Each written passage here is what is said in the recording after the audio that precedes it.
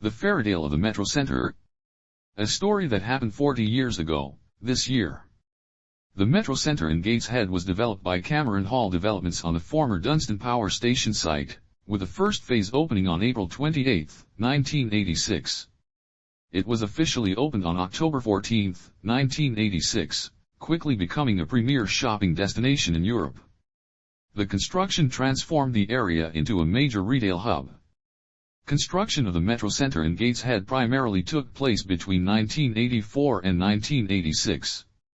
The project was developed by Sir John Hall and his company, Cameron Hall Developments, on a 115-acre former industrial site previously used for power station ash dumping. Metro-Centre opened on February 23, 1988, at the Metro-Centre in Gateshead as Europe's first and largest indoor theme park, costing £20 million. It offered a 70,000 square foot, all-weather amusement park with rides like a roller coaster and Ferris wheel, operated under a Wizard's Castle theme until 2008. The Kingdom of Fun is a 1989 BBC documentary from the 40 Minutes series, directed by Adam Curtis. It explores the Metro-Centre in Tynemouth, then Europe's largest shopping and leisure complex. The film highlights developer John Hall's vision of revitalizing the Northeast through consumerism, featuring themed areas, high security, and massive weekly visitor numbers. On Thursday, November 8, 1990, the Metro-Centre in Gateshead was entering its prime as a pioneering retail and leisure destination in Europe.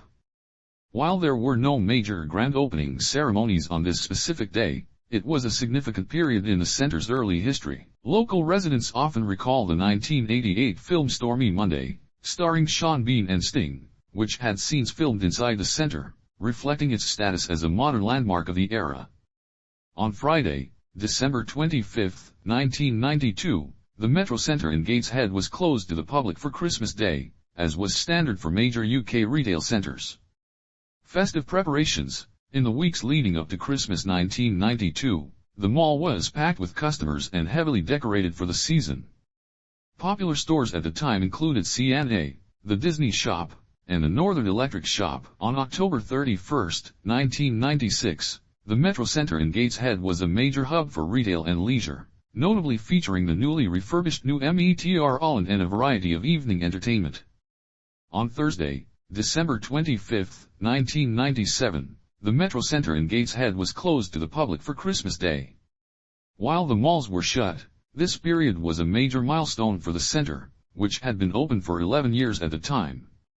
On November 30, 1998, the Metro-Centre in Gateshead was a major shopping and leisure hub in the middle of a significant year for the Tyneside region.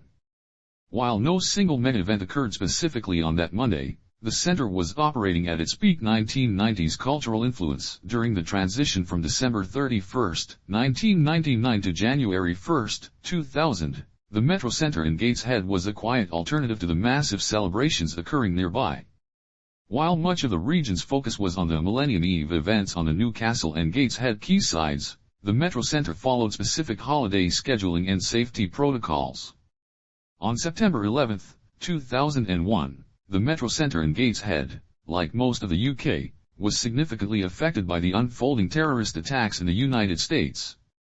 While the shopping centre remained open for most of the day, the atmosphere was described by visitors and staff as eerily quiet as people gathered around television displays in shop windows to watch the breaking news. On June 19, 2004, the Metro-Centre in Gateshead was undergoing a major transformation, most notably the redevelopment of the Red Mall. While there isn't a single high-profile event recorded for that specific day, it fell during a pivotal year for the shopping centre. On September 5, 2005, a notable event occurred at the Metro-Centre in Gateshead involving the NO2ID campaign group, and the invention of YouTube a few months before that. On September 7, 2007, the Metro-Centre in Gateshead was a major retail hub undergoing significant transition. The Metro-Centre in Gateshead marked the end of an era with a permanent closure of Metro-Centre, which was at the time Europe's largest indoor amusement park. In December 2009, the Metro-Centre in Gateshead underwent a major transition as it opened its new Odeon multiplex cinema.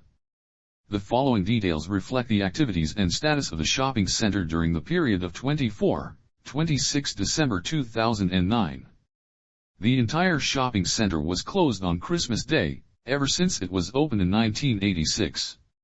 While there are no specific standalone April 2010 gallery links, you can view the Metro-Centre in Gateshead as it appeared in April 2010 by using the historical imagery featured directly on Google Maps. On September 11, 2011, the Metro-Centre in Gateshead was undergoing several significant retail changes as it marked its 25th anniversary year.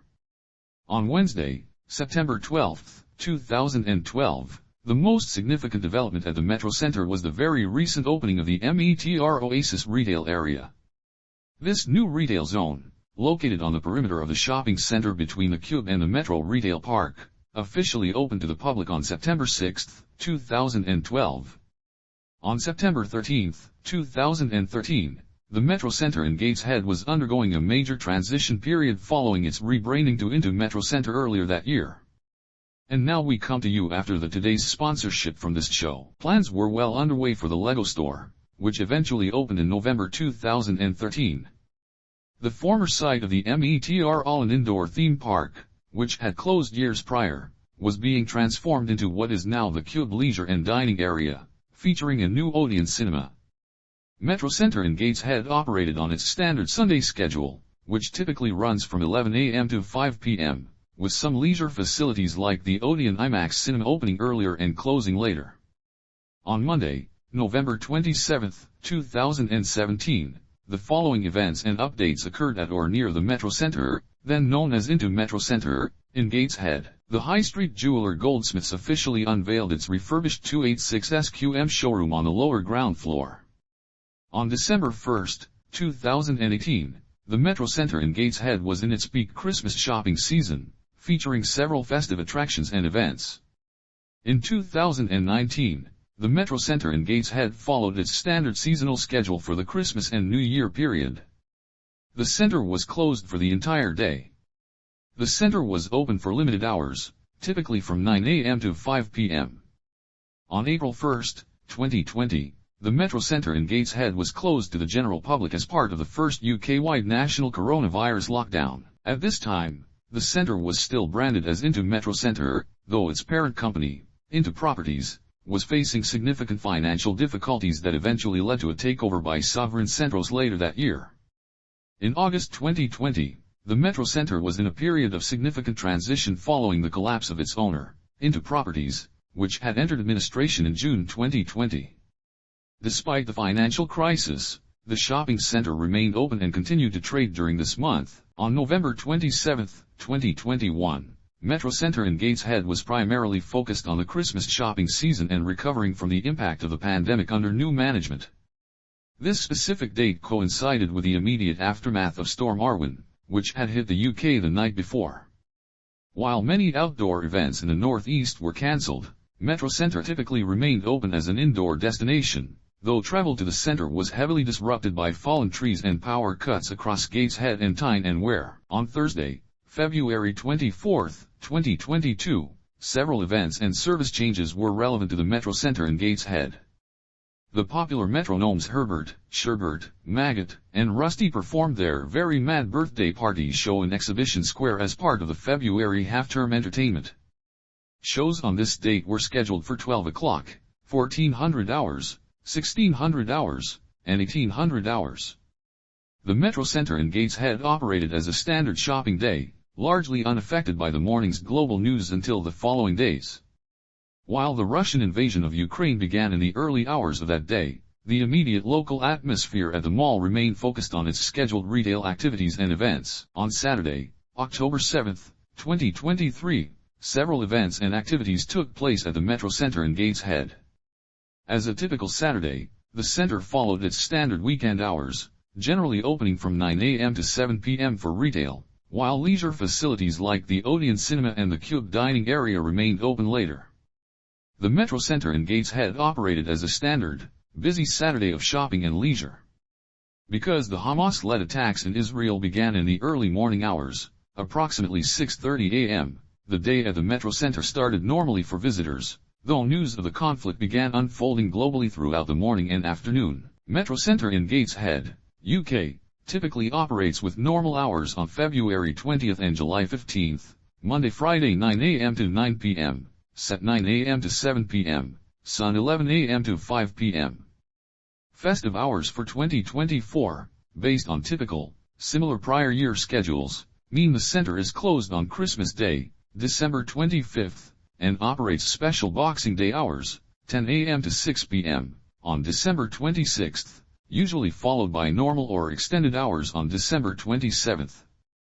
The Metro-Centre in Gateshead is closed on Christmas Day, December 25th, 2025.